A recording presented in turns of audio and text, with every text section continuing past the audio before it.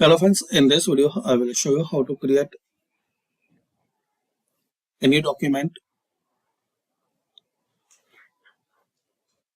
So to create a new document in Microsoft Word, click on File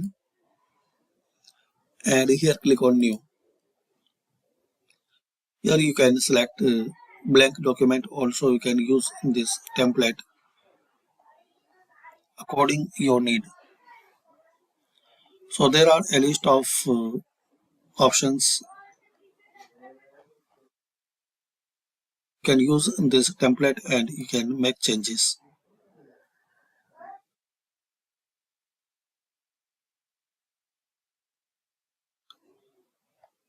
So thanks for watching. Comment this video useful for you.